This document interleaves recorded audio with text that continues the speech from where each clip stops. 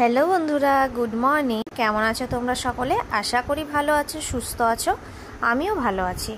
তো আমার একটি নতুন ব্লগে তোমাদের অনেক অনেক ভালোবাসার স্বাগত।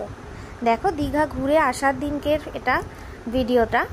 সকালবেলাতে ঘুম থেকে উঠে 9:55 বাস ধরেছি আমরা, আর টিফিনটা ওখান থেকে প্যাক করে নিয়েছিলাম। বাসে বসে টিফিন খাওয়া হয়েছে।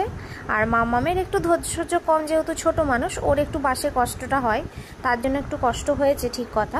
কিন্তু ট্রেনে উঠে আবার ঠিক হয়ে গেছে। আর তারপর একটু গল্প বলতে বলতে ওকে আনা হয়েছে। নানা রকম বাইরের দৃশ্য, নানা রকম গল্প, এইসব করতে করতে আনা হয়েছে। তো দুটো দিন যে কী করে কেটে গেল পুজোর মধ্যে বুঝতেই পারলাম না।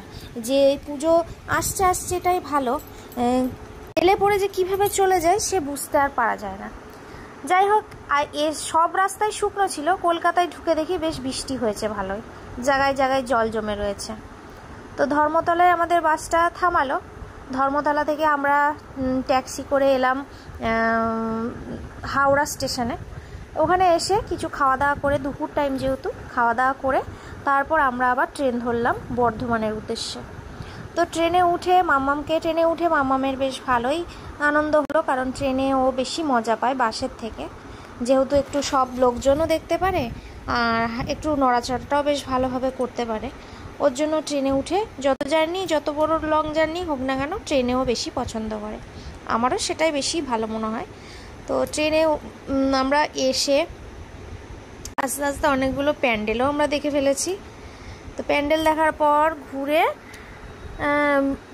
পৌঁছালাম বাড়িতে মোটামুটি 6:30 নাগাদ করে। আরও 6:30 7টা নাগাদ করে, আরও আগেই হয়তো পৌঁছে যেতাম, যেহেতু বর্ধমানে টোটোগুলো একটু ঘুরিয়ে আনছিল, সেজন্য অনেকটা দেরি হলো। তো বর্ধমানে ঢুকেও বেশ ভালো ভালো প্যান্ডেলও দেখে ফেললাম একটু, মানে আসতে যেতে। আর মাম্মাম এখানে গঙ্গাটাকে জিজ্ঞাসা করছে যে এত বড় গঙ্গা, আমরা লঞ্চে চাপবো, এসব নানা রকম কোশ্চেন করছিল। আর ওর একটু কৌতূহল বেশি সব কিছুতেই, ওই জন্য বারবার একটু প্রশ্নই করে। ওর প্রশ্নগুলো শুনলে হয়তো তোমরাও হাসবে, এমন এমন প্রশ্ন করে। তো দেখো, ট্রেনে উঠে পড়েছি। ট্রেন ছাড়লো বলে, আর এই যে ট্রেনে যেতে যেতেই কত কাশফুল আমরা দেখেছি। মামাম এই কাশফুলগুলোকে দেখছিল আর খুব আনন্দ করছিল এই কাশফুল নিয়ে। তারপর স্টেশনে অবশেষে এই যে পৌঁছালাম। স্টেশনে দাঁড়িয়ে মামাম একটু খেলো। খাওয়া দাওয়ার পর আমাদের কালনা গেটের টানেলের জল পার করে তারপর অবশেষে আমরা বাড়িতে পৌঁছালাম।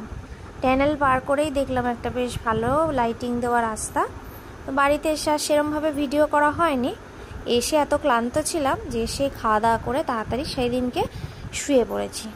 তো চলো, টাটা, গুড নাইট, পরে আবার কথা হবে।